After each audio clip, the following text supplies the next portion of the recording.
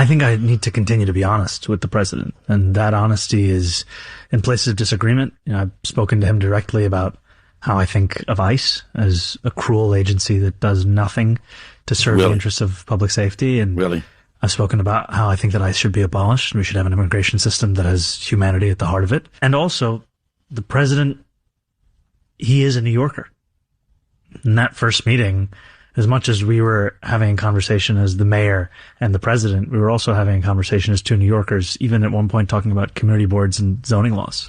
26 Federal Plaza. The cruelty of ICE is not an intellectual concern to our city. There are New Yorkers who've had their families split apart by this agency.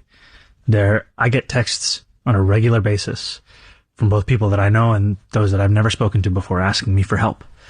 And it speaks to the fact that this has become almost a daily reality across our city and across our country. Tom Homan, the border czar. I love this guy. And he's always been very, very good to me. He's a great American. Tom, good morning, buddy. How are you? Doing all right. Getting ready to hop on a plane and head out west. Heading out west. Okay, I like that. So what do you think when you hear this mayor who once spit in your face when you were just eating an apple? When he talks about how cruel ICE is and, how inhumane ICE is and ICE should be abolished. What are you thinking? I just think he's getting dumber by the day. I mean, bottom line is, I pulled the numbers the other day. He talks about ICE separating families. Well, if you're illegally in the United States, you're going to go home, and your family can go with you. That's your choice. However, does he talk about the separations of where parents buried their children or buried their relatives because they're killed by an illegal alien? If New York City wasn't a sanctuary city, Laken Riley would probably be alive today because the guy that killed her was arrested in New York and released to the streets rather than given to New York. So I looked at numbers the other day, since President Trump's been in the Oval Office, just short of 6,500 criminal illegal aliens has taken off the street of New York. So you're welcome, Mamdani. You're welcome, Governor Hochul, for making New York safer. You're right. I mean, she just sent the 287G programs, and there's several hundred criminal illegal aliens handed over to us by cooperating sheriffs. Several hundred. Now, effective now, those several hundred will be released to the street, which ICE has to go find. See what these people are so ignorant. But the fact is, if you let us into Rikers Island, if you let us work with the sheriffs, one agent can arrest one bad guy in the safety and security of a jail, which is safer for the community, safer for the agent, and safer for the alien because anything can happen on street arrest. But instead, they release them, which means now I send a whole team of 6 or 7 field ops guys to go find this person. We send 6 or 7 for officer safety reasons, cover the back door, cover the side door, whatever. So they're forcing a surge in ICE officers there. And for some reason, either they don't get that or they don't care.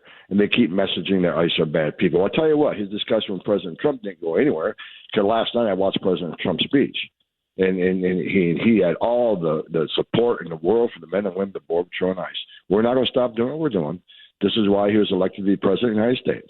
We're going to get it done, despite what Mamdani and Hochul and other people like them say. You mentioned Laken Riley. I could keep it right here. There was a guy, Tom, I know you know. His name was Richard Williams, 83 years old. He survived cancer in Vietnam. He was thrown to his death on the subway tracks in New York City by an illegal. Do you know, to this day, this is months ago, over the winter. To this day, Mamdani's never said a word about that gentleman. No, he'll defend Mahmoud Khalil and Nurdin, not a word. And then Sheridan Gorman, shot in the back in Chicago. I met her parents at a Mike Lawler event in Rockland County. Her mom broke my heart that day. She was from New York as well. Not a word. Yeah, how many angel moms and dads has Mamdani sat down and talked to? How many angel moms and dads Hochul sat down and talked to? There's another side to this story that they don't even acknowledge. But look, ICE has done, you look at the number of arrests ICE has done so far since President Trump's been in office, how many they deported between them and Border Patrol. If you look at the numbers, 60 to 70% of everybody we arrest is a criminal, right? Public safety threat. We have removed hundreds of thousands of criminals from this country. And that's why one of the big reasons why the crime rate's down. We're making this country safe again. And you know what? Display Mamdani, he can sit back and watch. Hochul can sit back and watch us, ICE, make that state and city safer daily. Just don't get in the way. Don't get in the way. That's right. And, they continue this lie, Tom. I don't know what to do. It makes me so crazy. Again, you're much more stable than I am. That you guys are going into churches, you're going into schools, you're going into homes, you're literally dragging people out of their homes, dragging little kids out of their classroom. Tom Homan, you guys doing that? I'm so tired, and I made the challenge. You give me one example, anywheres in the country, anywhere since President Trump's been in office, that we arrested anybody in the church, anybody in the hospital, anybody in elementary school. It simply has not happened, not even once. The only thing they come close to is we were chasing a criminal alien. He ran into a building that had daycare, and we arrested him there. There has not been one targeted enforcement operation in a church or hospital or school. However, let's remember, who do they defend? They defend people like Don Lemon, who did violate the sanctity of a church, yes, right? So, look, we're going to keep doing what we're doing. And that's why when I was up on the Hill negotiating and reopening the government with the Democrats, and when it came to, we want sense of location policy in place, because we did away with that. And I says, why do you need a sense of location policy in place? Because, and they go, we don't want you arresting people in churches and schools. I said, okay, tell you what. Give me one example, and I'll agree to that. Give me one example where we've done that, and I'll put it on paper, and we'll make a policy out of it. They couldn't. They couldn't. So they're asking for things. So and as far as masks, I said no to masks. We'll leave that up to the agents if they feel like if agents are being doxxed or families being attacked, or we'll decide when and where and if the mask comes off. But I said, you ask me to take the mask off, and tonight I'll see you, and I'll pour it across the table. I'll see you on CNN calling ICE secret police and Nazis and the Gestapo.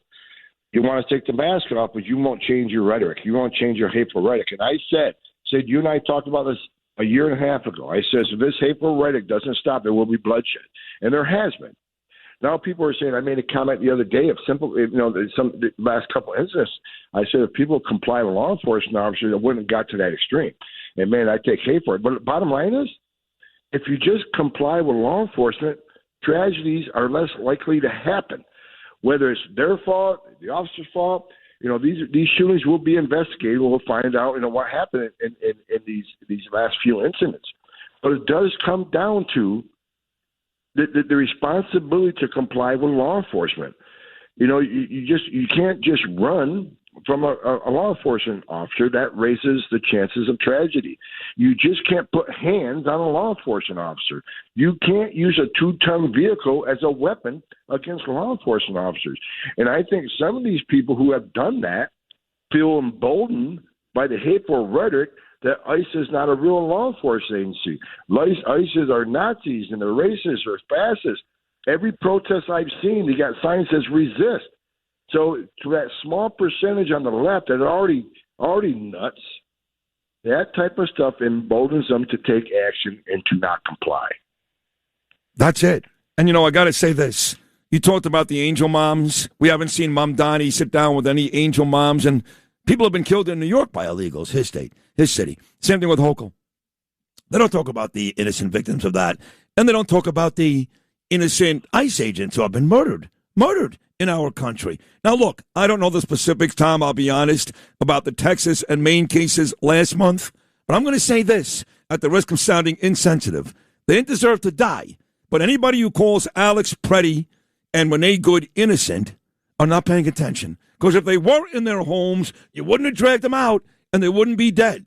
So let's have an honest conversation about the 3 or 4 people that have died or been killed because they were instigating, compared to all these young, beautiful kids raped and murdered across the country and law enforcement agents shot down on the way to work. It seems to me there's a lot more of those than the Renee Goods. No? Yes, there are thousands upon thousands of innocent children that were separated from their parents because their parents buried them. Because they were killed by somebody that wasn't supposed to be here. And honesty is the key word. I mean, I've said all the time, this rhetoric, It's not just misinformation. It's stone cold lies. When you're saying we arrest people in churches and do we separate families? Well, look, when we arrest an illegal alien, if he's in the country illegally and while he was here for 10 years, he decided to have a U.S. citizen child, that's on him. That's not on me. That's not on President Trump. That's not on ICE. If you're in this country illegally and you decide to have a U.S. citizen child, that's on you, and you don't have to deal with the consequences. And where were these people? Where were these people, Tom? Where were these? Parenting 101. Right. You make the decision. You can leave the child with your spouse. You can take the child with you. Right. But you put yourself in that position. And we have to do it because of the message we send around the world. You can enter the country illegally. It's a crime. Don't worry about it. You can get order removed by a judge. Don't worry about it. Just hide out long enough and have a U.S. citizen child, and you're free to go. You get amnesty. You're no longer, the law means nothing to you. You can stay here forever. If that's the message we send to the whole world, you're never going to fix this problem. So people forget they made that decision. They put their families in that position, not us. So we're going to continue enforcing law. And, I don't want to see any family separated, and I don't want to see anybody die. I don't want to see an agent die. I don't want to see an alien die. And if their hateful rhetoric would decrease, if people would actually sit down at the table, if Congress would actually fix the law, where President Trump had to come in and write 100 executive orders to secure the border to actually enforce immigration law, if Congress would get off their ass and do something, then that's going to prevent the next president coming in from another party who wants to award amnesty to millions of people and blow this whole thing up and have 15,000 aliens crossing the border every day like what's on Joe Biden.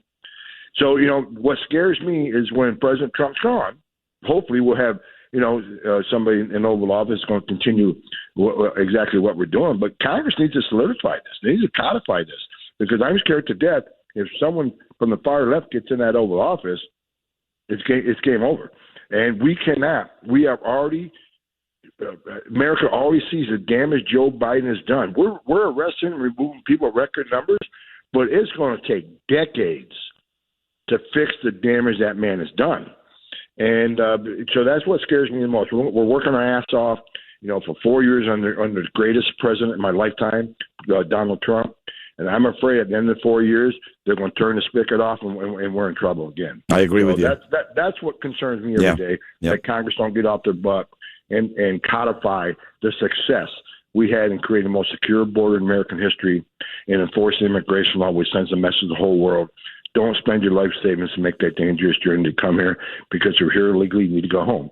And let me finish this because I never talk about this. For those people like Mamdani, who says this person has been here for 10 years, why don't you just let him stay?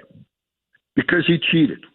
He cheated the system. He broke the law, entered the country illegally, which is a crime. So why don't you be more concerned with the millions of people that are standing in line, taking their tests, doing their background investigations, getting through vetting to be part of the greatest nation on earth? Why don't you stand by them? Because they're sitting in the back of the bus now. Because the immigration courts are so backlogged because of what Joe Biden did. These people are going to wait for a decade to get here.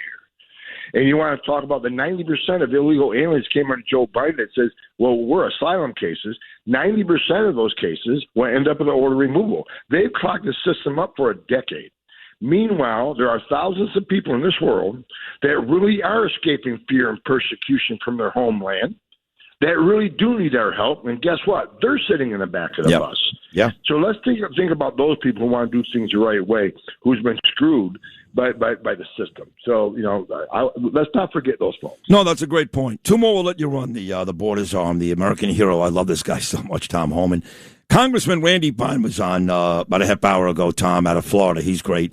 And he said that we should find a way to deport the aforementioned Mamdani because he lied, a natural citizen, and that if the DOJ and I guess immigration officials did their homework, they would find out that Mamdani lied and that he could actually be deported. What do you think about that? I can't comment. Oh, I love that. That's perfect. I can't comment. I love that, Tom. One more, okay? And that is the body cameras. I know that obviously with the Texas and Maine incidents and dating back to Minnesota, and you've been great. You've been like, hey, I'm all for it. I want you people to see exactly what my officers or the ICE officers go through in their efforts to keep you safe. So as far as I know, Tom, we're moving forward with this. You've got them already. I think you're even practicing. You're all for this, right? Yeah, I've been for this a long time because, for a couple of reasons, like you just said. You can have cell phone cameras. You can have, city cameras off telephone poles. You can have someone just filming on their cell phone. You get a lot of, videos out there. Everybody has a cell phone now, and that's great. But I want the American people to see what that officer saw when he took action, regardless of what that action is. I want to put themselves in his shoes and see what he saw when he took some action. I think number one, I think cameras will find an officer acted appropriately, 90% of the time. And also if they didn't, we need that evidence and we'll hold them accountable if they did something they shouldn't have done, right? But I've been supportive of cameras for a long time. And people are saying, well, how come I really don't have a camera? Well, that's a simple answer, because the Democrats shut the government down. When I was up on the Hill negotiating the reopening of the government, they kept bringing up cameras. And I kept reminding them, well, there's $120 million in the budget you're holding up so we can buy these cameras. Now, since we had the reconciliation bill passed by the great Lindsey Graham and others, we got the money. Now the cameras have been purchased. A lot of them have already been deployed. But right now, it should be done this week. There's train-to-trainer going on where each field office send somebody to be trained on the use of cameras, and they go back and train the officers and get them out. So the cameras are out; they're going out quickly, so everybody will have a camera, and I like it. I like cameras. I just think it's going to help exonerate agents before things get out of control. I think they need to, I know in the middle of criminal investigation, you can't release a lot of evidence to the public, but I'll be pushing for investigators to push cell phone video as soon as you can, because that may stop a deadly protest. That may stop attacks on ICE officers at some point. And if an officer acted inappropriately and did something illegal, then the government can handle that and show the American people we are transparent. We're going to do the right thing. And that's the best thing for everybody. So I can't wait till they get deployed 100%. And I hope the investigative side of the House, if there's an incident, has that video and release it as soon as they can, so American people know exactly what ICE is doing. And that's going to shut down a lot of these lies that are being passed out, by the progressive left and a lot of media outlets that don't care about journalistic integrity too. They convict these officers before any investigations has been done. Garbage. Well, I would just say this. Keep up the deportation maxing. And, Tom, I've said this to you for years. We've been talking now for years, you and I, and I say this not to patronize you, but I really believe you're a hero. I know you don't want to hear that, and you credit everybody else, Trump and Mark Wayne Mullen and all the brave men and ladies. But, man, you are something else. You're a great American. I love when you're on this program, and thank you so much. I speak for all of America. Thank you so much. All right, you got it. Next time we're in New York City, let's go get a big old steak. I'd love to do that. It's on me. We're going to Peter Luger in Brooklyn. Okay, it's on me. How does that sound? It has to be on you. I'm a government employee. I get a government paycheck. It's got to be on you. All right, it's a great day, sir. All right, you too, Tom. Thank you so much. God, I love that guy. And that would be the coolest thing ever, to go to Peter Luger with Tom Homan and have a steak. That would be fun. Did he laugh? Yeah, a couple times. He laughed. That was the first time I've ever heard him laugh. Yeah. That's right. Wow, you made Tom Homan laugh. Even when he's on Fox News, he has such a good time. He has a great incredible. Bryn Jeffers tells me he loves coming on with you. He really does. So thank you, Tom. That was a great interview. Comes out of Peter Luger, what he's going to be like. What the heck? Thank you, Tom Homan. Thanks for listening to Sid and Friends in the Morning. You can hear Sid and Friends in the Morning weekday mornings at 6. If you like the podcast, share it with your friends and listen anytime at WABCRadio.com and download the WABC Radio app. Hit that subscribe button on all major podcast platforms. Plus, follow WABC on social on Instagram, TikTok, Facebook, and X. See you next time for a new episode, so you never have to wonder. What the heck is going on here?